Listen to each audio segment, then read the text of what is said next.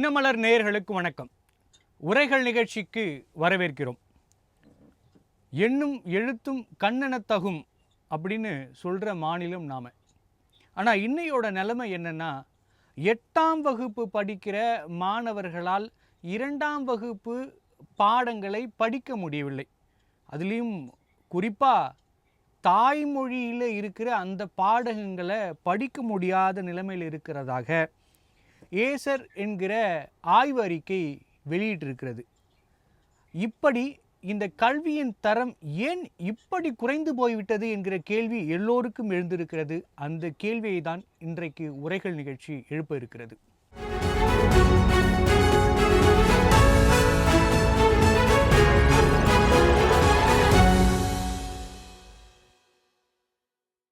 என்பது குறித்து விவாதிக்க நம்மோடு இணைந்திருப்பவர்கள் கல்வியாளர் திரு மாறன் அவர்கள். வணக்கம் சார். வணக்கம். மற்றும் தாவைக்காவை சார்ந்த சமூக ஆர்வலர் திரு ஜெகதீஸ்வரன் அவர்கள்.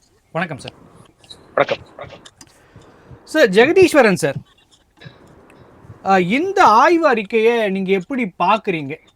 இதில் சொல்லப்பட்டிருக்கிற விஷயங்கள் என்ன? ஒட்டுமொத்த இந்தியாவுக்கும் என்ன சொல்லியிருக்கிறார்கள்? தமிழகத்தோட நிலைமை என்ன?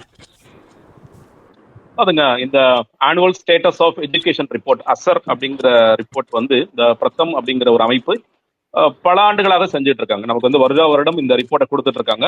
அவங்க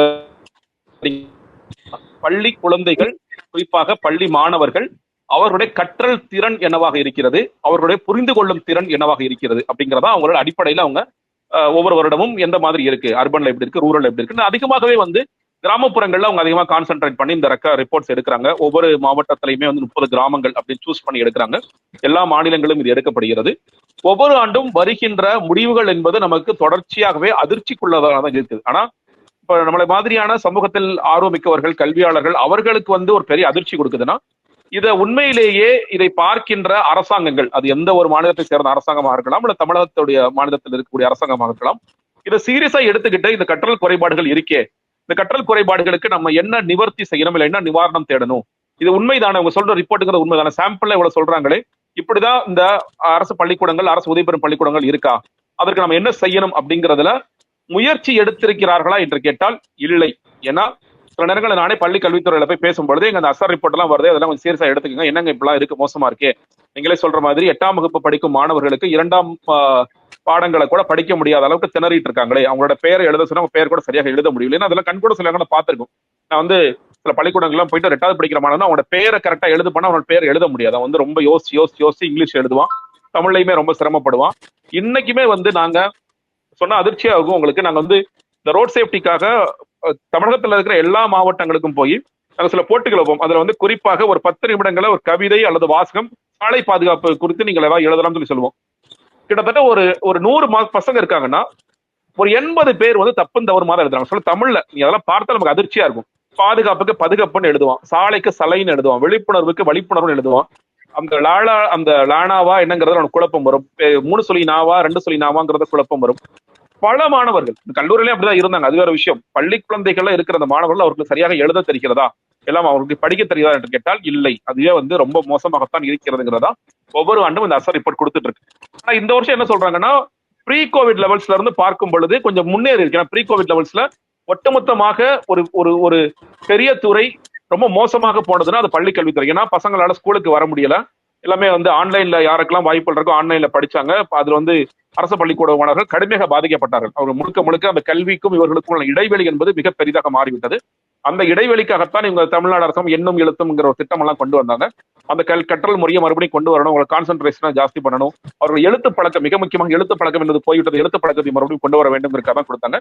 அதுல பார்க்கும் பொழுது நீங்க முன்னாடி போன வருடத்தை கம்பேர் பண்ணும்போது ப்ரீ கோவிட் லெவல்ஸ்ல இருந்து இந்த லெவல்ங்கிறது கொஞ்சம் ஜாஸ்தியா இருக்குன்னா கூட இன்னுமே இது வந்து வெறும் 20-25% தான் இந்த மாணவர்கள் இருக்கிறார்கள். ஒரு 3ஆம் வகுப்பு படிக்கும் மாணவனுக்கு 2ஆம் வகுப்பு பாடத்தை கொடுத்து நீ படின்னு சொல்லி சொன்னா அவங்களால படிக்க முடியல, பெரும்பான்மையான படிக்க முடியல. 8ஆம் வகுப்பு மாணவனை கொடுத்து நீ படி சொன்னா படிக்க முடியல. ரொம்ப அடிப்படையான கூட்டல், கழித்தல், வகுத்தல், இந்த மாதிரியான விஷயங்களை ஒரு 8ஆம் வகுப்பு மாணவன் திணறான்.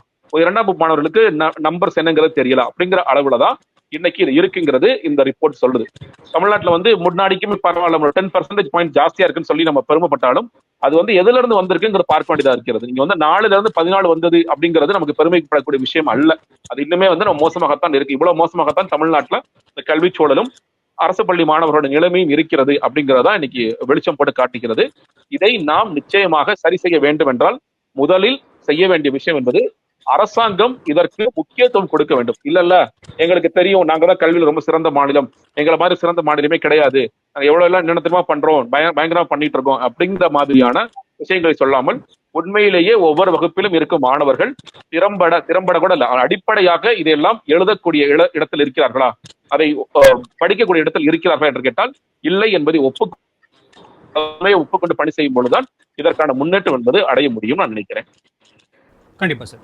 மாறன் சார், சார் சொன்ன மாதிரி நம்மளோட ஒரு மாநிலத்தோட கல்வி விகிதம் எப்படின்னு பாக்குறது, அவர்களோட பேரை அவர்கள் எழுதுனா போதும், அதுவே வந்து கல்வி பெற்றவர்களாக கணக்கில் கொள்ளப்படும் அப்படின்னுவாங்க. எதற்காகன்னா கேரளா தான் அதிகப்படியான படித்தவர்கள் இருக்கிறார்கள் சொல்றப்ப தமிழகத்திலிருந்து தமிழக அரசியல்வாதிகள் சொல்ற விளக்கம் இதுவா தான் இருக்கும். ஆனால் ஜெகதீஸ்வரன் சார் சொல்றது படிக்கிற மாணவர்களாலே அவரோட பேர் எழுத முடியலன்னா நீ 8வது படிச்சுட்டாங்க 10வது படிச்சுட்டாங்கிறத வச்சு நம்மளோட அந்த கணக்கீடு படி பார்த்தா கல்வியில ரொம்ப பின்தங்கிய மாநிலமா தமிழகம் இருக்கு போல இருக்கே சார்.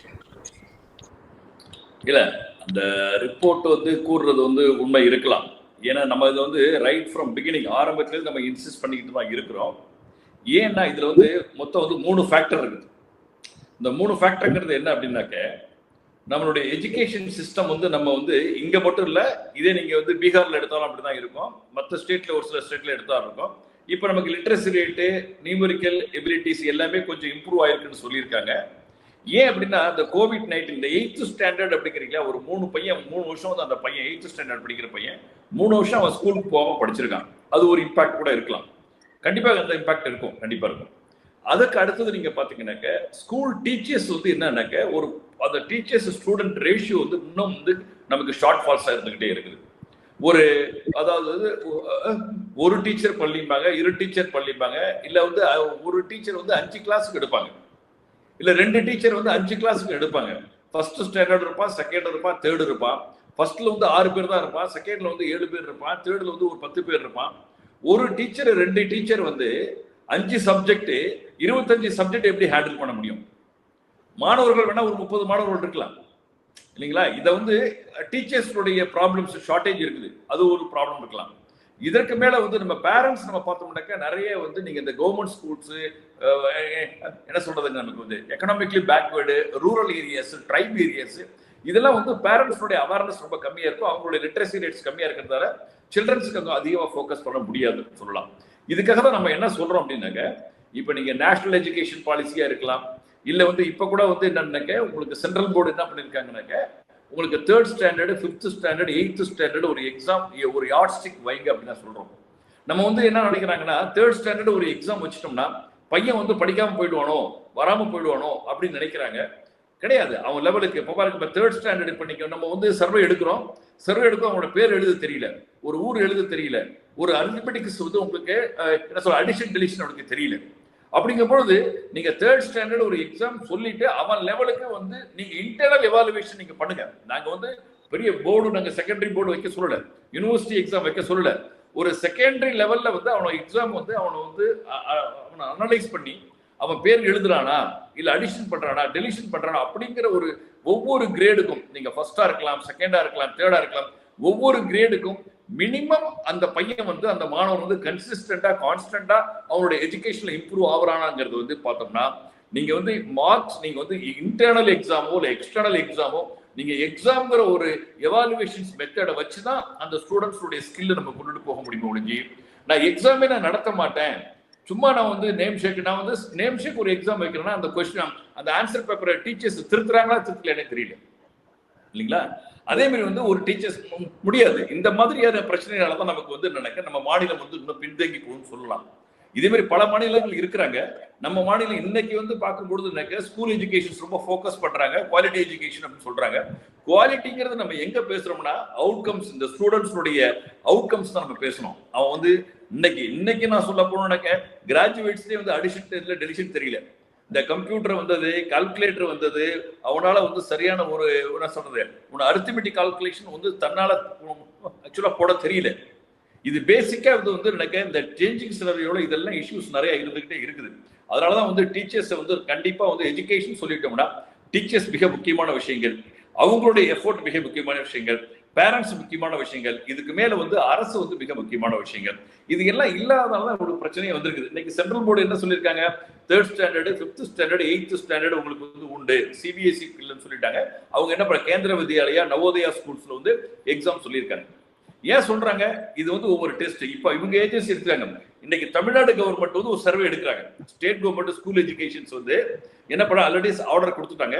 ஆர்டர் கொடுத்து ஒவ்வொரு டிஸ்ட்ரிக்ட்லயும் வந்து அவங்க ஸ்டூடெண்ட்ஸ் எனக்கு அந்த ஆர்ட்ஸ் காலேஜ் ஸ்டூடெண்ட்ஸ் ட்ரெயின் பண்ணி அந்த ஸ்டூடெண்ட் வந்து ஒவ்வொரு பிளாக்லயும் உள்ள ஸ்கூல்ஸ்க்கு போய் பையனுடைய mathematical skills, social science skills, learning skill, listening skills எல்லாமே இன்னைக்கு ஸ்டாட்டிஸ்டிக்ஸ் எடுத்துக்கிட்டு இருக்காங்க. இப்ப போயிட்டு இருக்கு, அந்த ப்ராசஸ் போயிட்டு இருக்குது.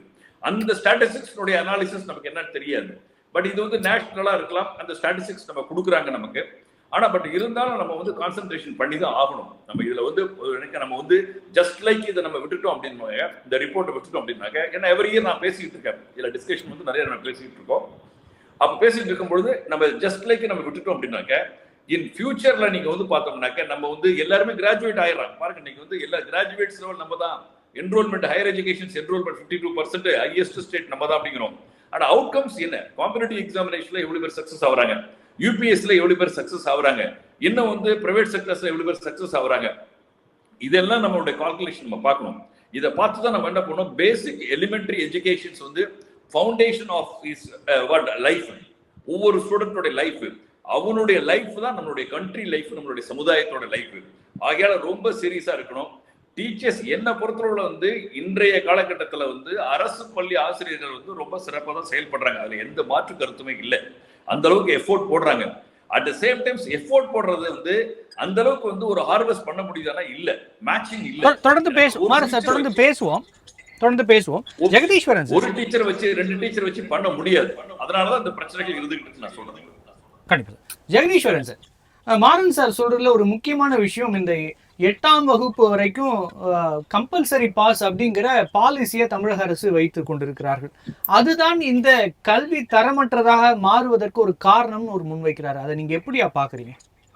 இல்லைங்க, நீங்க அப்படி கம்பல்சரி பாஸ் இல்லாட்டி கூட இவங்க வந்து நம்ம நம்ம நம்ம டெஸ்ட் பண்ண வேண்டிய பிரச்சனை என்னன்னு கேட்டீங்கன்னா, நீங்க அவனுக்கு அடிப்படையில படிக்கவே தெரியுதா அப்படிங்கறதா. இப்ப நீங்க இந்த கால்குலேஷன் படி பாத்தீங்கன்னா 20% இல்ல 30% தான் பாஸே பண்ணுவாங்க. ஏன்னா அவங்களுக்கு படிக்கவே தெரியல. ஒரு கிளாஸ் 3 ஸ்டூடெண்ட் வந்து கிளாஸ் 2 வந்து அவன் பாஸ் பண்ணணும்னா ஒரு 20% 30% தான் வெளியவே வருவாங்க. ஒரு 70% ஃபெயில் ஆயிடுவாங்க அப்படிங்கிற கணக்கு இருக்கு. சோ நம்ம புரிஞ்சுக்கிற விஷயம் என்னன்னு, அவ்வளவு பேர் ஃபெயில் பண்ணாலும் பண்ண மாட்டாங்க. மறுபடியும் வந்து சரி ஓகே டெஸ்ட் இருந்துச்சு இல்ல எக்ஸாம் இருந்துச்சுன்னா கூட மறுபடியும் அதிகப்படியான பாஸ் போடுற வேலைகள் தான் பார்ப்பாங்க. நம்ம அதுல இந்த டெஸ்ட் இந்த பாஸ் ஃபெயில் சிஸ்டம் இல்ல. ஏன் படிக்க இன்னைக்கு ரொம்ப இயல்பாகவே இது வந்து நீங்க ஒரு பள்ளிக்கூடத்துல நீங்க வந்து இது வந்து ஒரு எக்ஸாம் பப்ளிக் எக்ஸாமா இல்லாம அசர் பண்ற மாதிரியான வேலைகளை நம்ம ஏன் இங்க பண்றது இல்லைங்கிறதா அவுட்கம்ஸ் தானே பார்க்கணும். அவுட்கம்ஸ் ஏன் நீங்க அதுக்கு ஒரு பேர் பப்ளிக் எக்ஸாம்னு சொல்லி அவங்கள மிரட்டி அந்த மாதிரியான பண்ணணுங்கிறதா இன்னைக்கு அது ஒரு பெரிய பிரச்சனையா மாறும். பப்ளிக் எக்ஸாம் வைக்கிறாங்க, பப்ளிக் எக்ஸாம் இல்ல, பப்ளிக் எக்ஸாம் இல்லை. இது வந்து நீங்க அவங்களோட அவுட்கம்ஸை பார்க்கணும். அவுட்கம்ஸை பார்க்கணும்னா இப்ப அசர் வைக்கிற மாதிரியோ இல்ல வேற நிறுவனங்கள் வைக்கிற மாதிரியோ இது வைக்க முடியுமா, வைக்க முடியாதா? இல்ல நீங்க சொல்றது நான் புரிஞ்சுக்கிறேன். ஆனாலும் கூட இப்ப ஒரு அவர் ஏதோ சொல்லணும்னு நினைக்கிறேன், சொல்லட்டும். இல்ல சார் மாறன் சார் உங்களுக்கு கேள்வி. இது வந்து சாம்பிள் தான் பண்ணிருக்காங்க, 100% ஸ்டூடெண்ட் எடுக்கவே இல்ல. இன்னொன்னு வந்து ஜியோகிராபிக்கல் லொகேஷன்ஸ் எந்த ஸ்கூல் டிஸ்க்ளோஸ் பண்ணவே கிடையாது. நான் எதுக்கு சொல்றேன் அப்படின்னா, நீங்க அப்படியே யூனிவர்சிட்டியை உள்ள விடுங்களேன், யூனிவர்சிட்டி எக்ஸாம் இல்லைன்னு உள்ள விடுங்களேன். என்ன பண்ணுவோம் எல்லாரும் கடைசி நேரத்துல கிராஜுவேஷன் தான், எல்லாருக்கும் கிராஜுவேஷன் கொடுத்துடலாம். கொடுத்துட்டு ஸ்கில் எங்க இருக்குது, அந்த ஸ்கில் அசஸ்மெண்ட்ங்கிறது வந்து நீங்க அவனை த்ரெட்டனிங் பண்றது இல்லை. நீங்க எக்ஸாமினேஷன் வைக்கிறது த்ரெட்டனிங்கே கிடையாது. ஒரு ஃபர்ஸ்ட் ஸ்டாண்டர்ட் படிக்கிற பையன் அட்லீஸ்ட் ஏபிசிடியோ காஞ்சாச்சாவோ சொல்லணும். அதை சொல்றதுக்கு முடியலன்னா அந்த டீச்சர்ஸ் வந்து ட்ரெயின் பண்ணலன்னா அந்த நேரத்தில் அந்த யார்ட் ஸ்டிக் வரும்போது அந்த டீச்சர்ஸோட ரெஸ்பான்சிபிலிட்டிஸ் ரொம்ப அதிகமா இருக்கும். அதுக்கு மேல அந்த பேரண்ட்ஸோட ரெஸ்பான்சிபிலிட்டிஸ் அதிகமா இருக்கும். அப்பதான் வந்து ஒவ்வொரு ஸ்டூடெண்டோட காம்படிஷன்ஸ் உள்ள வரும் உங்களுக்கு. ஏன்னா இதெல்லாம் வந்து இந்த என்விரான்மெண்ட் கொடுக்கறதா உங்களுக்கு த்ரெட்டுக்கிற என்விரான்மெண்டே கிடையாது. இந்த இடத்துல த்ரெட்டுக்கு வேலையே இல்லை. அப்பதான் அந்த பேரண்ட்ஸ் சின்சியரா இருப்பாங்க. ஏன்னா என் புள்ள வந்து பக்கத்து வீட்டுக்குள்ள நான் என்ன சொல்றேன்னா, மாறன் சார் உங்க கேள்வி முன் வச்சிட்டீங்க. ஜெகதீஸ்வரன் சார் ஒர்க் பண்றாரு, ஜெகதீஸ்வரன் சார் பாடம் சொல்லி கொடுக்குறான், இவங்களால பண்ண முடியல, அந்த சின்சியரா எடுக்க முடியல. ஏன்னா 8th ஸ்டாண்டர்ட் வரை ஃப்ரீயா போட்டுறாங்க, நான் பாத்துக்கலாம். அப்புறம் 9th Maran sir Maran sir உங்க கேள்வி வச்சிட்டீங்க. ஜெகதீஸ்வரன் சார் உங்களோட பதில் எதிர்பார்க்கிறேன். இல்லங்க, அதாவது அதான் சொல்றேன், இதுக்கு என்னன்னா வருஷத்துல ஒரு தடவை பண்ணுவேன், இல்ல குவார்டர்லி பண்ணுவேன், ஆஃப் இயர்லி பண்ணுவேன், இதுதான் நம்ம பிரச்சனையே. மறுபடியும் இந்த நேரத்துல டெஸ்ட் வச்சு தான் இல்ல, நான் இயல்பாகவே இது மாறணும்னு சொல்லி சொல்றேன். நீ அவுட்கம்ஸ்ங்கிறத நீங்க இப்படிதான் நான் டெஸ்ட் பண்ணுவோம், அப்படி கூட்டமா தான் நாங்க பண்ணுவோங்கிறதா இங்க பிரச்சனையா இருக்கு நான் சொல்றேன். நீங்க நீங்க கம்பெனில 5th ஸ்டாண்டர்ட் நீங்க வச்சிட்டீங்கன்னா என்ன ஆயிடும், உடனே ஓகே இவ்வளவு பேர் இப்ப ஒரு 50% மோசமா இருக்காங்கன்னா 50% ஃபெயில் பண்ண போறது கிடையாது. நமக்கு வந்து கவர்மெண்ட்ல இவ்வளவு மோசமா இருக்குல்ல, பிரைவேட் இவ்வளவு மோசமா இருக்கு, பிரைவேட்ல பண்ணிடுவாங்களா? பண்ண மாட்டாங்க. அதுதான் சொல்றேன். நீங்க அந்த கல்விங்கிறத மறுபடியும் நீங்க வந்து இந்த நேரத்துல டெஸ்ட் பண்ணா போதும் அப்படின்னு சொல்றோம் இல்லையா? அது இல்லாம நீங்க ரெகுலரா அது நடக்கணும் அப்படிங்கறத நான் பாக்குறேன். நீங்க வந்து இயல்பாகவே இப்போ அசர் என்ன பண்றாங்க, அசர் டெஸ்ட் வச்சாங்களா, பப்ளிக் எக்ஸாம் வச்சாங்களா? இல்ல ஒரு அவுட்கம்ஸை பாக்குறதுக்கு அவங்க என்ன மெத்தட்ஸ் யூஸ் பண்ணாங்க, அந்த மெத்தட்ஸ் மேல நமக்கு நம்பிக்கை இருக்கா?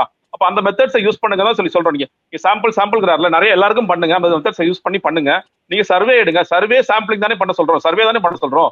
அதுக்கே மறுபடியும் எக்ஸாம்ங்கிற ஒரு திணிக்க முயற்சி பண்றீங்க நான் கேக்குறேன். இல்ல ஜெகதீஸ்வரன் சார் அந்த மெத்தட் நீங்க சார் மாறன் சார் அதுக்கான ரெமெடியல் மெஷர்ஸ் என்ன? இப்போ வந்துருச்சு, ரிசல்ட் வந்துருச்சு, அதுக்கான ரெமெடியல் மெஷர்ஸ் என்ன பண்ண போறீங்க? கவர்மெண்ட் தான் சார் பண்ணணும். இப்ப நீங்க சொல்றீங்களா கவர்மெண்ட் ஸ்கூல் டீச்சர்ஸ், அதான் சார் கவர்மெண்ட் ஸ்கூல் டீச்சர்ஸ் ரொம்ப பிரமாதமா இருக்கீங்க. நான் சொல்ல கவர்மெண்ட் ஸ்கூல் டீச்சர்ஸ் பிரமாதமா எல்லாம் இல்ல. கவர்மெண்ட் ஸ்கூல்ல ஒரு டீச்சர் 2 டீச்சர் பிரமாதமா இருக்காங்க, அவ்வளவுதான். மாறன் சார் இல்ல மாறன் சார் அவர் இல்ல மாறன் சார் அவரோட கேள்வியை நான் வச்சிடறேன் உங்களுக்கு. அவர் முக்கியமான ஒரு வாதத்தை வைக்கிறாரு. நீங்க சொன்ன மாதிரி இந்த கவர்மெண்டோட ஸ்கூல் ரொம்ப பிரமாதமா இருக்குங்கிறீங்க. ஆனா இந்த ஆய்வு அறிக்கையிலும் சரி, நம்ம சமூகத்துல பாக்குற ரெண்டுமே சேர்த்து எடுத்துருக்காங்க. குறிப்பிட்டு இந்த கற்றலோட திறன் என்பது பிரைவேட்டை பாக்குறப்ப கவர்மெண்ட்ல வளர்ச்சி குறைவாதான் இருக்குன்னு சொல்லியிருக்காங்க. நம்ம சமூகத்திலயும் அது பார்க்க முடியுது.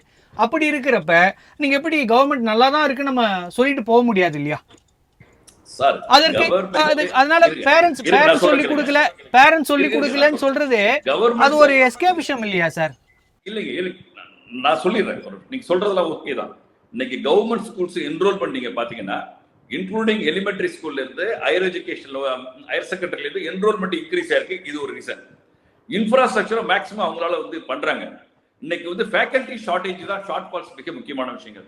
அதுக்கு அடுத்தது நம்ம என்ன பண்றோம்னாக்க, இந்த சோசியல் ஆஸ்பெக்ட்ல அப்ளிக்மெண்ட் கொடுக்கணும். நம்ம வந்து யாரையும் அப்ளிக்மெண்ட் கொடுக்க கூடாதுன்னு நான் சொல்லவே இல்லை.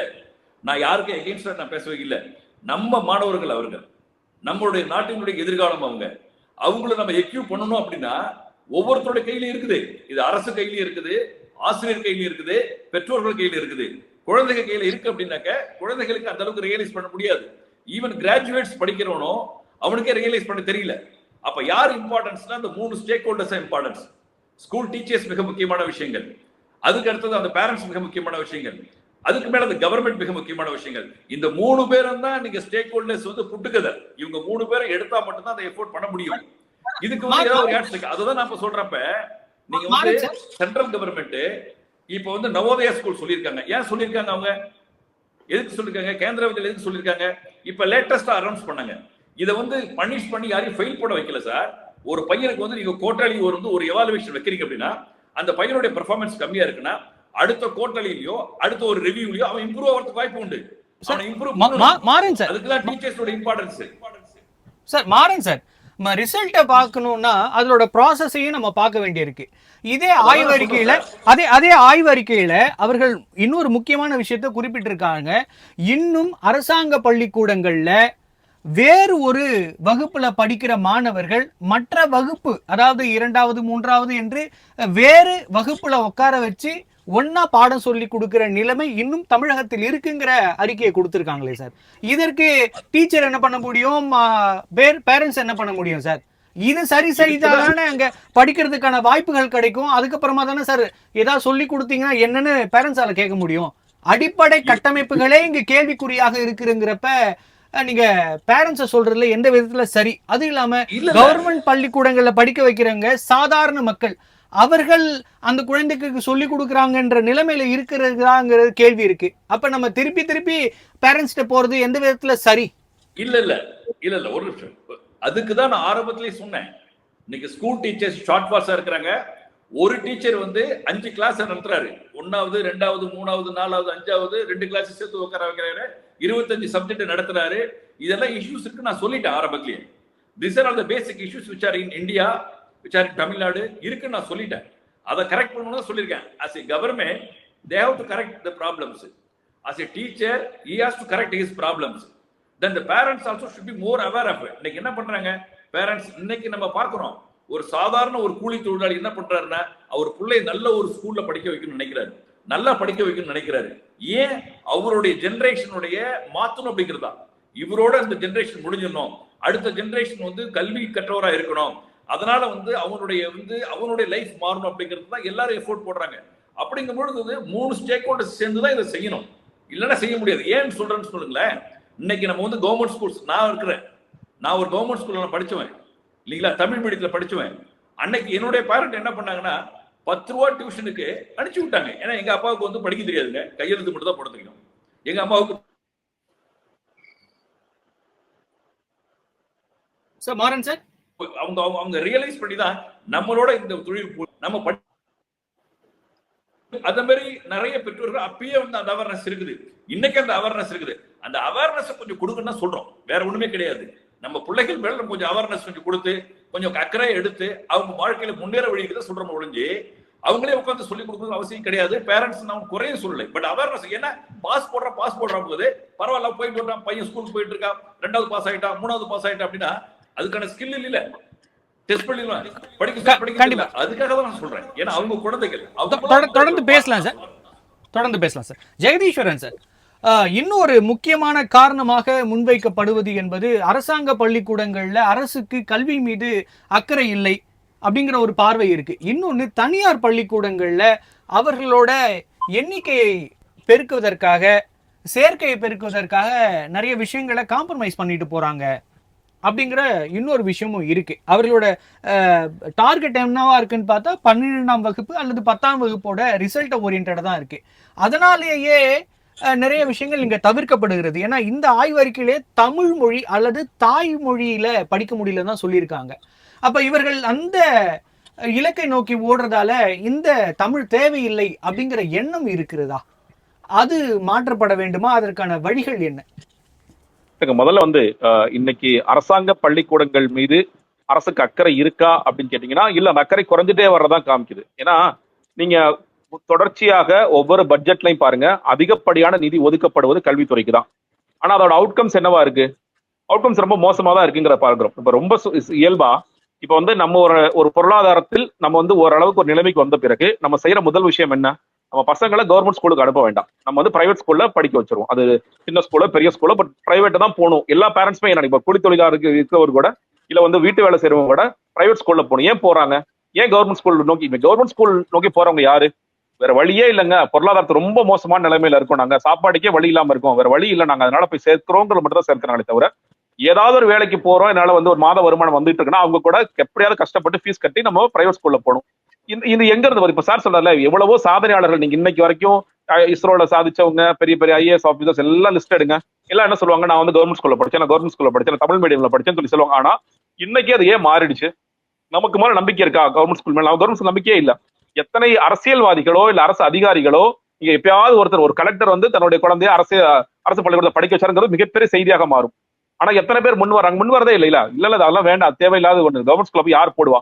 அப்போ அரசாங்கத்திற்கு உண்மையிலேயே அவர்களுக்கு அக்கறை இருக்கிறதா என்றால் அக்கறை இல்லை. இன்னொன்னு இதற்கு முக்கியமான காரணம், ஒண்ணு நீங்க இன்ஃப்ராஸ்ட்ரக்சர் சொல்லிட்டே இருக்கணும். ரொம்ப வருஷமா ஒரு பட்ஜெட்லையும் 100% கழிவறை எட்ட போறோம், 100% கழிவறை எட்ட போறோம்னு நம்ம சொல்லிட்டு எல்லா முதலமைச்சர்கள் பேசி நான் பார்த்திருக்கேன். கலைஞர்ல இருந்து ஜெயலலிதா அவர்கள் இருந்து அடுத்ததாக OPS EPS ஸ்டாலின் எல்லாருமே பேசிட்டாங்க. இன்னைக்கு வரைக்கும் 100% கழிவறைங்கிறது பள்ளிக்கூடங்கள் எட்ட முடியாத நிலைமை இருக்கு. இன்னொரு பக்கம் நீங்க ஆசிரியர்கள் அரசாங்க பள்ளிக்கூடங்கள்ல ரொம்ப சொற்பமான ஆசிரியர்கள் மட்டும்தான் ரொம்ப திறமை வாய்ந்தவர்களாக அவர்கள் இதை சொல்லிக் கொடுக்கணும், மாணவர்கள் அடுத்த கட்டத்துக்கு எடுத்துருப்போம்னு நினைக்கிறாங்க. பல ஆசிரியர்கள் அப்பெல்லாம் இல்ல, நம்ம வந்துட்டோம், நம்ம வேலை பார்க்கிறோம், நம்ம கிளம்புறோம், அவ்வளவுதான், நம்ம சம்பளம் நல்லா கம்ஃபர்டபுளா சம்பளம் வருது, நம்ம இதை வாங்குறோமா போறோமாங்கிற நிலைமையில தான் இருக்கிறாங்க. அவர்களுக்கு உண்மையிலேயே இந்த மாணவர்கள், நான் இன்னொன்னு சொல்றேன், நீங்க ஒரு ஆசிரியர்களுக்கு ஜெகதீஸ்வரன் சார், எனக்கு அதுல ஒரு சின்ன கேள்வி இருக்கு. நிறைய பேர் வைக்கிற வாதம் என்பது தனியார் பள்ளிக்கூடங்களில் இருக்கிற ஆசிரியர்களுக்கு தான் திறமையின்மை இருக்கிறது, ஆனா அரசாங்க பள்ளிக்கூடங்கள்ல இருக்கிற ஆசிரியர்களுக்கு தகுதி தேர்வு மூலம் சரியான ஆசிரியர்கள் நியமிக்கப்படுகிறார்கள் அப்படிங்கிற ஒரு பார்வை தொடர்ந்து வச்சுட்டே இருக்காங்க. ஆனா நீங்க இல்லங்க மாத்தி இல்ல சொல்றீங்க. இல்ல இல்ல இல்ல பிரைவேட் ஸ்கூல்ல நீங்க திறமையின்மையோட இருந்தீங்கன்னா அந்த கரஸ்பாண்டோ பிரின்சிபலோ வெளியே அமுச்சு விட்டுருவாரு. அவர் பார்க்க மாட்டார், ரொம்ப நாள்லாம் பார்க்க மாட்டார். சரி கிளம்பு அடுத்த ஆள் எனக்கு வந்துரும்னு சொல்லிட்டு அவர் அமுச்சு விட்டுருவார். ஆனா உங்க கவர்மெண்ட் ஸ்கூல்ல ஒரு வாத்தியார் லீவு போட்டுட்டு 10 நாள் வரலான்னு கூட யார் கேட்க போறாங்க? இந்த மெமோ கொடுத்து இனிமேல் வர முடியாது சொல்ல போறாங்களா? உங்களுக்கு வேலை போதா, உங்களுக்கு சம்பளம் பிடித்தம் நடக்க போதா, இல்ல வந்து உங்களுக்கு பதவி உயர்வு இல்லாம இருக்க போதா? ரொம்ப இயல்பா ஒண்ணுமே நடக்காது. சில ஸ்கூல்ஸ்ல தெரியும் கையெழுத்து போட்டு போற வாத்தியார்கள் எனக்கு தெரியும். இதெல்லாம் நடந்துகிட்டு தான் இருக்கு. அப்ப அப்படிப்பட்ட ஆசிரியர்கள் இருக்கிறாங்க. ஏன்னா அவங்களுக்கு ஒரு பெரிய அக்கௌண்டபிலிட்டியே இல்லைங்க. இன்னைக்கு என்ன பெரிய அக்கௌண்டபிலிட்டி இருக்கு? அக்கௌண்டபிலிட்டி இல்லாத காரணத்துல ஒண்ணு இல்லைன்னா ஒரு பள்ளிக்கூடத்துல நான் இருக்கிறேன். இன்னைக்கு நிக்கிறேன்னு கேட்டீங்கன்னா அந்த ஒலிம்பிக்ல வந்து மனுபேக்கர் வந்து 2 கோல்டு மெடல் ஜெயிச்ச 2 மெடல் வாங்கின அடுத்த நாள் நான் ஒரு பள்ளிக்கூடத்துல நின்று ஒரு பாடம் எடுத்துட்டு இருக்கேன். அங்க ஆசிரியர்களும் இருக்கிறாங்க, எல்லா ஆசிரியர்களும் இருக்கிறாங்க. 8வது 9வது 10வது பள்ளிக்கூட மாணவர்கள் இருக்காங்க. நான் இந்த மாதிரி இது ஒரு பெரிய செய்தி இல்லையா? இந்தியா வந்து 2 மெடல் வாங்கியிருக்கு, அது மனுபேக்கர் வாங்குறாங்க, ஒரு பெண் வாங்குறாங்க, மகளிர் வாங்குறாங்க, ஷூட்டிங்ல வாங்குறாங்க, பெரிய செய்தி இல்லையா? இந்த செய்தி அங்க இருக்கிற ஒரு ஆசிரியர் கூட தெரியல. மாணவர்களுக்கு தெரியலங்கிறது ஓகே, ஆசிரியர்களுக்கே ஒருத்தர் கூட தெரியலங்க. இது ஒலிம்பிக் நடந்துச்சு தெரியுமா, ஒலிம்பிக் நடக்குது தெரியுமா, இந்தியா ஒரு மெடல் வாங்கி தெரியும், யாருக்குமே தெரியல. ஆச்சரியமா இருந்துச்சு. நமக்கு ஒண்ணு நம்ம வந்து பொது அறிவை பொதுவா வளர்த்துக்கணுங்கிறது. போனை வச்சிருந்தா போன்ல படிக்கிறதுல நம்ம ரீல்ஸ் பாக்குறது, இது அது வேற விவாதம், அது போக வேண்டாம். ஆனா எவ்வளவு தூரம் நம்ம இந்த ஆசிரியர்கள் ஒரு கண்டினியூஸ் லேர்னிங் ப்ராசஸ்ல முதல்ல இருக்கிறாங்க. நம்ம இப்ப இவங்க ஒண்ணு இல்ல, அரசாசிரியர் எல்லாத்தையும் கூப்பிட்டு இன்னைக்கு ஒரு இன்டர்வியூ வைங்க, எவ்வளவு பேர் தேர்வாங்க நீங்க பாருங்க. தேரவே மாட்டாங்க நிறைய பேர். அவங்களுக்கு வந்து அவங்க சப்ஜெக்ட்லயே சொல்றேன், நான் ரொம்ப பொதுவான விஷயங்களா சொல்ல, சப்ஜெக்ட்லயே வந்து எவ்வளவு தூரம் அவங்க இக்யூப்டா இருக்காங்க, நீங்க என்ன நடந்தது, உலகத்துல என்ன நடந்துட்டு இருக்கு, இந்தியாவில் என்ன நடக்குது போன்ற விஷயங்கள் நமக்கு தெரிந்திருக்கிறதா என்றால் இல்லை. ஆனா ஒரு ஒரு பிரைவேட் ஸ்கூல்ல நீங்க அவ்வளவு ஈஸியா எல்லாம் ஏமாத்திட்டு இருந்துட முடியாது. நீங்க வந்து சரியா பாடம் சொல்லி தரல அப்படின்னா அவங்க காலி பண்ணிடுவாங்க. நீங்க வந்து அவங்க வேலைகளை வந்து அவ்வளவு ஈஸியா எல்லாம் வச்சுக்க மாட்டாங்க. பாப்பா கொஞ்ச நாள் பார்ப்பாங்க, வேற வழியே இல்ல அப்படின்னா ஓகே, அடுத்தடுத்த ஆட்கள் நோக்கி போயிடுவாங்க. அதுதான் நடக்கும். அரசு பள்ளியில் நிச்சயமாக இந்த அரசு ஆசிரியர்களாக இருப்பவர்கள் உண்மையிலேயே அவர்கள் ஒரு கடமையோடு எல்லாம் நான் பொதுப்படுத்தலாம். ஆனா பெரும்பான்மையான ஆசிரியர்கள் கடமையற்று ஏதோ வந்தோம் வேலை செஞ்சோம் போனோம் தான் இருக்கிறாங்க. அது மாறாத வரைக்கும் நீங்க அரசு பள்ளிக்கூடம், ஏன்னா அது மாறிடுச்சுன்னா ஆட்டோமேட்டிக்கா நம்ம எல்லாம் போய் நம்ம குழந்தைங்களை வந்து அரசு பள்ளிக்கூடங்களை போடுறோம். அதுவும் கட்டமைப்பு மாறிடுச்சுன்னா, நீங்க வந்து இருக்கிற இன்ஃப்ராஸ்ட்ரக்சர் பிரச்சனைகளும் இதுவும் மாறிச்சுன்னா ஆட்டோமேட்டிக்கா எல்லாரும் இன்னைக்கும் இப்போ அசோக் நகர் பள்ளிக்கூடத்துல எல்லாரும் போய் சேர்க்க முயற்சி பண்றாங்களா இல்லையா? சென்னைனா அசோக் நகர் அந்த பள்ளிக்கூடத்துல சீட்டு கூட கிடைக்காது கவர்மெண்ட் ஸ்கூல்ல.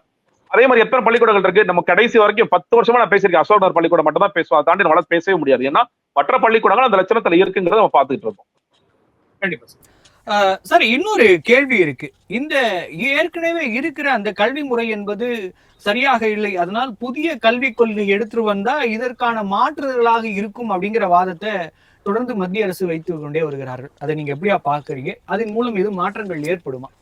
புதிய கல்விக் கொள்கையை வந்து தமிழ்நாடு அரசாங்கம் அவங்க என்ன சொல்றாங்க, நாங்க மாநிலத்திற்கான ஒரு கல்விக் கொள்கை எழுதுறோம்னு சொல்றாங்க. இப்போ நீங்க பல ஆண்டுகளாக புதிய கல்வி, நீங்க இது வந்து பிரச்சனை பழைய கல்விக் கொள்கையா புதிய கல்விக் கொள்கையாங்கிறது இல்லைங்க. இதுல வந்து லேர்னிங் மெத்தட்ஸ் வேற மாதிரி இருக்கா. இப்போ நீங்க அதுல கூட அவங்க என்ன சொல்றாங்க, அங்கன்வாடியில இருந்தே நீங்க அந்த பேசிக் லேர்னிங் அந்த ஸ்ட்ரக்சர் எல்லாம் மாத்துறாங்க. உண்மையிலேயே இன்னைக்கு அங்கன்வாடிகள்லாம் அந்த ஃபண்ட் கொடுக்குற அளவிற்கு இன்னைக்கு நிலைமை மாறுமான்னு கேட்டீங்கன்னா இல்லாம தான் இருக்கு. நீங்க இது பேப்பர்ல பல விஷயங்கள் சொல்லலாங்க. புதிய கல்விக் கொள்கையில பேப்பர்ல சொல்ற எல்லா விஷயங்களும் உண்மையிலேயே வந்து கிரவுண்டுக்கு வருமானு கேட்டீங்கன்னா அது வரக்கூடிய வாய்ப்பே இல்லை. நம்ம டிபேட் பண்ணிட்டே இருக்கலாம், புதிய கல்விக் கொள்கை நல்லதா பழைய கல்விக் கொள்கை நல்லதான் டிபேட் பண்ணலாம். ஆனா அவங்க சொல்லிருக்கிற பல விஷயங்கள் இங்க ஃபண்ட் கொடுத்து இதெல்லாம் மாறக்கூடிய வாய்ப்புகள் இருக்கான்னு கேட்டீங்கன்னா அதுவே மாற முடியாத வாய்ப்புகள் தான் இருக்கின்றது. அதுக்கு நம்ம மறுபடியும் இந்த டிபேட் பண்றதெல்லாம் வந்து அவசியமற்றதை நான் பாக்குறேன். கண்டிப்பா சார். மாறின் சார், இந்த மருத்துவ கல்வி அப்படிங்கிற விஷயத்துல தொடர்ந்து தமிழகத்தில் பேசப்பட்டு கொண்டே இருக்கிறது நீட் அப்படிங்கிற ஒரு விஷயத்துக்காக. ஆனா அதை விட மோசமான நிலையில் அதை விட கூடுதலான மாணவர்கள் பாதிக்கப்படுவது இந்த தொடக்க கல்வியில தான்.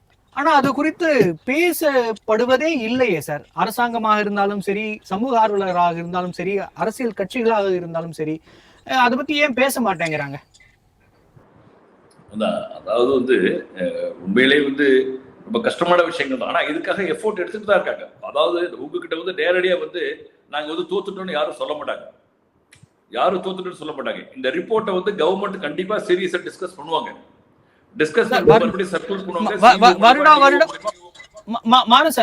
வருடம் இந்த ரிப்போர்ட் கொடுத்துட்டு தான் சார் இருக்காங்க. போன வருடமும் வந்தது, அதுக்கு முன்பு வருடமும் வந்தது, தொடர்ந்து வந்துகிட்டே இருக்கு. அது சீரியஸா எடுத்துட்டு இருந்தாங்கன்னா நாம இன்னைக்கு இந்த தலைப்பை பேச வேண்டிய அவசியமே இருக்காது சார். இல்ல சார், அதுதான் இதுல பிரச்சனையே என்ன அப்படின்னா, உங்களுக்கு வந்து ப்ராப்ளமே எங்க அப்படின்னா டீச்சர்ஸ் தான் முக்கியமான விஷயங்கள். நீங்க டீச்சர்ஸ் நீங்க வந்து கரெக்டா நீங்க போட்டுட்டீங்க அப்படின்னா எந்த ப்ராப்ளமும் இருக்காது. அந்த டீச்சர்ஸ் ஷார்ட் ஃபால்ஸா இருக்கிறதால பிரச்சனை. ஆல்ரெடி கான்ட்ராக்ட் டீச்சர்ஸும் ஒழுங்கா பண்ணலாம். அந்த ஸ்கூல் ஹெட்மாஸ்டர் வந்து கரெக்டா அட்மினிஸ்ட்ரேட்டிவ் பண்ணி கரெக்டா நேரேட் பண்ணி கொண்டு போகலாம். இதெல்லாம் இருக்குது. ஆனா அவரு நம்ம ஃப்ரெண்டு சொன்னார் பாருங்க, அதாவது கவர்மெண்ட் ஸ்கூல் டீச்சர்ஸ் அந்த அளவுக்கு கவர்மெண்ட் ஸ்கூல் டீச்சர்ஸ் இன்னைக்கு நல்லா தான் ஒர்க் பண்ணிட்டு இருக்காங்க. இன்னொன்னு சொல்ல போனீங்கன்னா பிரைவேட் ஸ்கூல் டீச்சரை விட government school teachers highly caliper exam எழுதி இன்டர்வியூ முடிச்சு வந்தவங்க. ஆனா அவங்களை அப்டேட் பண்ண முடியல, அப்கிரேட் பண்ண முடியல. Even private school teachers upgrade பண்ணிருக்காங்களா? அப்டேட்னா இல்ல. மேனேஜ்மெண்ட் அவங்கள ஃபாலோ பண்ணிட்டு இருக்காங்க. அவங்க டீச்சிங் விட கோச்சிங் அதிகமா பண்றாங்க. இப்போ மார்க்ஸ் ஓரியன்டட் கொடுத்துறாங்க. இதுதான் ஒழிஞ்சு. அதனால கவர்மெண்ட் ஸ்கூல் டீச்சர்ஸ் எல்லாம் வந்து யாருமே அப்படி நினைக்காத, எல்லாருமே காலிபரா உள்ளவங்க தான், நல்ல டீச்சிங் கெபாசிட்டி. ஆனா ஏன் சார் கற்றல் திறன் அதிகமாகல? திறமையானவர்கள் தான் சரி, ஆனா கற்றல் திறன் அதிகமா இருக்கணும் இல்லையா? இல்ல எனக்கு ஒரு நிமிஷம் கொடுங்க. இன்னொன்னு வந்து என்னன்னா, கவர்மெண்ட் ஸ்கூல் டீச்சர்ஸ்க்கு எங்க ஃப்ரீடம் இருக்குது? கவர்மெண்ட் ஸ்கூல் டீச்சர்ஸ் ஃப்ரீடம் இல்ல. அன்னைக்கு நான் படிக்கும்போது எங்க வாத்தியார் என்ன ஸ்ட்ரிக்டா பண்ணதுக்கும், என்னை வந்து ஃபாலோ பண்ணதுக்கும், என்ன படிக்கலன்னு கண்டிச்சதுக்கும் இன்னைக்கு கண்டிக்கிறதுக்கான சூழ்நிலைகள் இல்ல. சார் அதே நிலைமை தான் சார் தனியார் பள்ளிக்கூடங்களுக்கும் இருக்கிறது. அதே நிலைமை தான் தனியார் பள்ளிக்கூடங்களுக்கும் இருக்கிறது. லோக்கல் பஞ்சாயத்து முக்கியமான காரணங்கள். இது எல்லாம் பல பிரச்சனைகள் இருக்குது. அதனாலதான் என்ன பண்றாரு அவரு, எதுக்கு டீச் பண்றமா, போனோமா, வேலையை பாரு அப்படிங்கிறாரு. ஒரு வார்த்தை கேள்வி கேட்க முடியல. இதே சொல்ல பிரைவேட் ஸ்கூல்ல ஒரு பையன் 4 மார்க் கம்மியா எடுத்துட்டான். சின்ன ஒரு டிசிப்ளின் ப்ராப்ளம் இருக்குது. பிரின்சிபல் வந்து போன் பண்ணாருன்னா, அவர் இஸ்ரோ சயின்டிஸ்டா சரிதான், இல்ல சாப்ட்வேர் கம்பெனி ஓனராலும் சரிதான், நேரா வந்து நிக்கிறாரு பிள்ளைக்காக வந்து 1 மணி நேரம் நிக்கிறாரு பிரின்சிபால் ரூம்ல உட்காந்து. அப்ப அந்த பயம் அந்த பேரண்ட்டுக்கு இருக்குது. ஆனா அதே வந்து கவர்மெண்ட் ஸ்கூல்ல இருந்து ஒரு பிரின்சிபால் போன் பண்ணி சொன்னாருன்னா, ஒரு ஸ்கூல் டீச்சர்ஸ் போன் பண்ணாருன்னா, அது வேற மாதிரி ஆக்கிடுறாங்க. என்ன, அதை வந்து கலர் கலரா ஒரு ஜாதி ஆக்கிடுறாங்க, ஒரு ஏரியாவை ஆக்கிறாங்க. இந்த மாதிரிலாம் பிரச்சனைகள் இருக்கும்போது அந்த ஆசிரியர்களை கவனம் பண்றதுக்கு யாரும் ஆள் இல்லை. இதெல்லாம் ஏன் மனப்போக்கு? ஏன்னா எல்லாருமே கவர்மெண்ட் ஆசிரியர் அவ்வளவு ஸ்ட்ரிக்டா இருந்தவங்க தான், எல்லாமே ஃபாலோ பண்ணவங்க தான். அவங்க தான் ரியல் குவாலிஃபைடு பீப்புள். அவங்க டெட் எழுதி சிலட் எழுதி வராங்க, டீச்சர்ஸ் எலிஜிபிலிட்டி எழுதி வராங்க, அவங்க இன்டர்வியூ பண்ணி தான் வராங்க. ஏன்னா இருக்கிற சூழ்நிலைகள் சரியில்லை. அந்த சூழ்நிலைகளை, அந்த கிளைமேட்டை சேஞ்ச் பண்றது கவர்மெண்ட் கையில இருக்குது. அந்த பெற்றோர் ஆசிரியர்கள் சங்கம் இருக்காங்க இல்லையா, அந்த பெற்றோர் ஆசிரியர் சங்கம் அவங்க எல்லாம் ஒற்றுமையா இருந்து எல்லாரும் ஒன்னா வந்து அந்த ஸ்கூல் எஜுகேஷன் நல்லா கொண்டுட்டு போகணும்னு சொன்னாங்க. ஏன்னா இதுல கவர்மெண்டே உள்ள போனா பெற்றோர் ஆசிரியர் சங்கமும் ஸ்கூல் டீச்சர்ஸும் இல்லீங்களா, ஹெட் மாஸ்டர், இந்த ஸ்டேக் ஹோல்டர்ஸ் அந்த குவாலிட்டி எஜுகேஷன் கொடுக்க முடியும், கொண்டு போக வழி இருக்குது. ஆனா அந்த சூழ்நிலை இல்ல. மாறன் சார், பெற்றோர் ஆசிரியர் சங்கம்ங்கிறது ஒரு லிமிட் வரைக்கும் பண்ணலாம். ஒரு தனிப்பட்ட ஆசிரியர் என்பது அவரோட முயற்சியில என்ன பண்ண முடியுமோ அதை பண்ணலாம். நிறைய பள்ளிக்கூடங்கள்ல மேற்கூரை இல்லாம இருக்கு, இடிந்து போற நிலைமையில் இருக்கிறது. மாணவிகள் படிக்கக்கூடிய பள்ளிக்கூடங்கள்ல கழிப்பறை இல்லாம இருக்குது. இதற்கெல்லாம் இவர்கள் என்ன சார் பண்ண முடியும்? இதன் மீது அடிப்படை கட்டமைப்பே சரியா இல்லாதப்ப நம்ம அடுத்தது எப்படி சார் பேச முடியும்? இல்ல, இந்த பில்டிங் ஃபண்டே வந்து பெற்றோர் ஆசிரியர் சங்கம் நிறைய இடத்துல கொடுக்குறாங்க, ஃபண்ட் கொடுக்குறாங்க, ரிசோர்ஸ் கொடுக்குறாங்க. அதை விடுங்க. அதுக்கு மேல கவர்மெண்ட் தான் முக்கியமான விஷயம். நான் இதெல்லாம் மாற்றுக்கிறது சொல்ல சார். இன்னைக்கு கவர்மெண்ட் ஒவ்வொரு ஸ்கூலும் அப்கிரேட் பண்ணிட்டு இருக்காங்க. என்ன டிரான்ஸ்பரண்ட் இன்னும் இல்ல. அன்னைக்கு கூட சட்டசபையில வந்து ஒரு எம்எல்ஏ பேசுறாரு, இது உடனே வந்து இமிடியேட் ஆக்ஷன் எடுக்குன்னு சொல்றாங்க மினிஸ்டர். அவங்க அப்பப்ப பண்ணிட்டு இருக்காங்க. இது எல்லாமே வந்து இன்ஃப்ராஸ்ட்ரக்சர் ஓவர் தி நைட்ல பண்ண முடியாது. ஆனா பட் அவங்க 10 வருஷமா சொல்லிட்டு இருக்காங்க. நானும் இது சொல்லிக்கிட்டே இருக்கிறேன். ஒரு வருஷத்துல இவ்வளவு பட்ஜெட் ஒதுக்குறாங்க, ஒரு வருஷத்துக்கு 4 டிஸ்ட்ரிக்ட், அடுத்த வருஷத்துக்கு ஒரு 4 டிஸ்ட்ரிக்ட் அப்படின்னு சொன்னாலே 5 வருஷத்துல என்டையர் தமிழ்நாட்டினுடைய கவர்மெண்ட் ஸ்கூலோட இன்ஃப்ராஸ்ட்ரக்சர் எக்யூப் ஆயிடும் அந்த 5 இயர்ஸ் பீரியட்ல. ஆனா அது என்ன ஆகுதுன்னு எங்கேயும் தெரியல. ஏன்னா நம்ம இந்தியாவோட முக்கிய பிரச்சனை என்னன்னா, எக்ஸிகியூஷன்ல தான் ப்ராப்ளம். பிளானிங் இருக்கும், எக்ஸிகியூஷன்ல ஃபெயிலர். இது வந்து வேர்ல்ட் பேங்கே சொல்லியிருக்காங்க. மாறன் சார், எனக்கு என்னோட இறுதி கேள்வி, நம்ம கையில எதுவுமே இல்ல, நம்ம டிஸ்கஸ் தான் பண்ண முடியும். ஓகே மாறன் சார், என்னோட இறுதி கேள்வி, அரசாங்க பள்ளிக்கூடங்களுக்கான காரணங்கள் சொல்லிட்டீங்க. ஆனா தனியார் பள்ளிக்கூடங்கள்ல இருக்கிற மாணவர்கள் கூட அந்த 8ஆம் வகுப்பு படிக்கிற அதே மாணவர்களால் கூட 2ஆம் வகுப்பு பாடத்திட்டத்தை படிக்க முடியவில்லை, தாய்மொழி கல்வியில் இருப்பதை. இதற்கு என்ன காரணம்? உங்களோட இறுதியான கருத்து. அதாவது சார், எல்லா நீங்க சொன்ன மாதிரி எல்லா அமைப்புகளும் அங்க இருக்கு, ஆனாலும் இது ஏன் நடக்கல? இல்ல இது நான் வந்து நான் ஒத்துக்க மாட்டேன். ஏன்னா நீங்க வந்து பர்சன்டேஜ் நீங்க பாருங்க. கவர்மெண்ட் ஸ்கூல்ல படிக்கிற பையனுடைய லிட்ரஸி ரேட்ஸ் என்ன இருக்குது, பிரைவேட் ஸ்கூல் ஸ்டூடெண்ட்ஸோட லிட்ரஸி ரேட் என்ன இருக்குது, அப்சர்வேஷன் ரேட் இருக்குது. இந்த ரிப்போர்ட் நமக்கு வரணும். எனக்கு வந்து ட்ரைப் இப்படி இருக்குது, ஸ்டேட் வைஸ் இப்படி இருக்குது, regional, government, private, central board, அது நவோதயா ஸ்கூல்ஸ், சைனிக் ஸ்கூல்ஸ், இந்த மாதிரியான சொல்றேன், detailed analysis, micro level analysis பண்ணி எடுத்துதான் இதை பத்தி நம்ம டிஸ்கஸ் பண்ண முடியும் ஒழிஞ்சு அவங்க ஓவரால் கொடுத்துட்றாங்க. இருக்கும், ஏன்னா பிரைவேட் ஸ்கூல்ஸ் மட்டும் இல்லைன்னு சொல்ல முடியாதா? எல்லா இடத்துலயும் இருக்குமா? பிரைவேட் ஸ்கூல்ஸ் 4 ஸ்கூலுக்கு நல்ல டிமாண்ட் இருக்கும், 4 ஸ்கூலுக்கு டிமாண்ட் இருக்காது. அப்ப என்ன காரணம்னா அங்க கற்றல் கற்பித்தல் இல்லைன்னு சொல்ல முடியும். நமக்கு எங்கேயும் பிட்ஃபால்ஸ் இருக்கும், ஆனா அந்த பிட்ஃபால்ஸ் நம்ம வந்து கரெக்ட் பண்றது நம்மளுடைய வேலை. as an administrator, as a government, we have to take very seriously. இதை வந்து ரொம்ப சீரியஸா எடுத்துக்கிட்டு நம்ம அதுக்கு அடுத்த லெவல் கொண்டுட்டு போகணும். கொண்டுட்டு போனா மட்டும் தான் முடியும், இல்லைன்னா அது முடியறதுக்கு இல்லைன்னு சொல்ல முடியும். அதான் இதை எப்போது சீரியஸா கண்டிப்பா எடுப்பாங்க. இந்த ரிப்போர்ட்டை வந்து ஸ்கூல் எஜுகேஷன் ஆனரபிள் மினிஸ்டர் எடுப்பாரு, கண்டிப்பா அதை கொண்டுட்டு போவாங்கன்னு தெரியும் எனக்கு, கண்டிப்பா போகும். ஆனா ஷார்ட் ஃபால்ஸ் ஸ்கூல் டீச்சர்ஸ் இதை கரெக்ட் பண்ணா மட்டும்தான் பேசிக் ரூட் காஸ் இது சொல்ல முடியும். அவங்கள ஃபில்ஃபில் பண்ணா மட்டும் தான் முடியும். நன்றி சார், நன்றி சார், நன்றி சார். நம்முடைய விவாதத்தில் கலந்து கொண்டு பல்வேறு கருத்துக்களை நம்மோடு பகிர்ந்து கொண்டமைக்கு நன்றி. மற்றும் ஒரு நிகழ்ச்சியில் சந்திக்கலாம்.